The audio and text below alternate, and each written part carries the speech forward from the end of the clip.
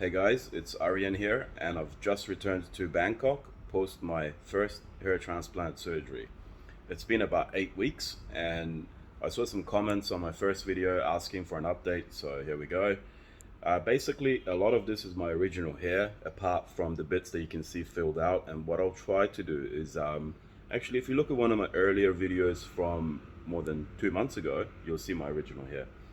So the crown is sort of fallen out a bit, and that's absolutely normal. And I'm trying to stand in front of the mirror so you can see the back donor area as well. You can't really see any marks on the donor area. It actually looks like my normal hair, which I'm pretty pleased with. And just some things you need to look out for, I'll go over in this video, post your hair transplant surgery, and what you can expect in the first 8 weeks. I actually did go for a checkup yesterday and saw the lovely ladies at the hair transplant clinic, and they also made sure that everything's in order, and you also have these follow-up visits. It's a good idea always to buy the medicine as well. It's 3,000 baht for about 3 months of medicine, minoxidil, and I forgot the other name of that pill. Sorry, I know it's bad. But since I've been taking the medicine, all the hair that used to fall out has completely stopped, and my natural hair is also starting to look thicker, as you can see. Now, please note, in no way I'm reimbursed or in any way have a financial benefit of doing these videos. I just do it because I find a lot of the information out there is very valuable, but it's very specific to Turkey. Now in Thailand, it's been a great experience for me, and the whole process is being quite easy. I've actually got to a point where I've forgotten that I've had the procedure, and you usually can reach this point for about post, I think, 6 weeks, when all the side effects and things should die out. Now, some of the side effects that you may experience right after the surgery, as you can see in my previous videos, a lot of scabs, and they would normally fall out within 10 days. For me, I didn't play with them as much, but I wasn't really listening to all the aftercare, like no drinking, no excessive workouts, no sexual activity, all of that. So I kind of just did what I would normally do, and probably what I normally do in Thailand, which is a bit amplified, excuse me, than what I would do in Australia. But I didn't really experience any negative side effects, but we're yet to see. So post the surgery, up until the first 3 days, I wasn't having direct shower onto my head. I was pouring water with a cup, and I was just washing circular motion. I noticed that when I reached about 5 or 6 days, a lot of the scabs started to fall out. Now I got a bit worried. I thought maybe the transplanted hair is falling out, and some of it does, but that's absolutely normal. About 6 weeks, the itching started. Sorry, not 6 weeks, 6 days, the itching started, and it was really bad. I mean, to the point where it was really irritating me. I was trying not to itch my hair, and I think that was the hardest part for me at that stage, and you might experience the same thing.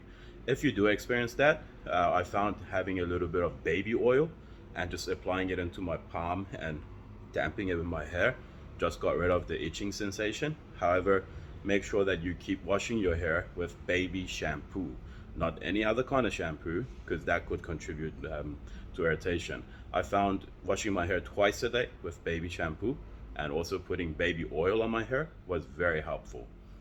Now, the next unpleasant side effect that you'll start to have, and for me it happened about 4 weeks after the surgery, was pimples in my donor area. So not the recipient area. This was fine, and actually I was ahead of my transplanted hair was still growing, and it was, my hairline was a bit further down, and my crown, I hope I'm doing this right, I don't have a tripod with me. I'll try it again. It's also fallen out, which at that stage it was kind of better looking. So once you do receive those, you start having those pimples in the back of your head, it becomes really unpleasant to sleep, especially if you like to sleep on the back of your head, because the pimples are actually exactly where they extracted the donor hair. And also it's just like having an ingrown pimple, so it's not as easy as just popping them out. But what I found useful is I just waited for the pimples to come to a level where I could pop them out, and you know what it's like. You pop the pimples, the pain will eventually stop. A lot of bleeding when you pop them, but At the same time, just make sure you do clean your hair with baby shampoo afterwards, just to make sure that they don't spread. And I'm not a scientist, so I'm not sure if that contributes, but I've always been told when you pop a pimple, make sure you clean that area to make sure it doesn't spread to other areas. Now, as you can see, I'm still waiting for the results to come in. Other than the medicine, making sure my hair stops falling out and it's growing thicker. About 8 weeks now, my hair is coming back. I actually haven't gone back to the office yet. We're still working on remote, so nobody really has noticed until I go back. I do know that 4 or 5 months post-surgery is when I start to see real results, and those for me would look like just these bits being filled in a bit more. And if I continue the medicine, I should not lose my existing hair, and hopefully this crown area on my next update looks a lot better. I'll try to get a shot from the mirror of back of my head so you can see what it looks like. And I did have my first haircut just about 2 weeks ago in Koh Samui, Thailand, and from that day till now I still can't see the pigmentation or the small dots where they extracted the dawn area. Now it could be different for you, but I don't see why not. So thank you anyway for watching this video. I will post another video if it's requested, maybe 3 months or 4 months.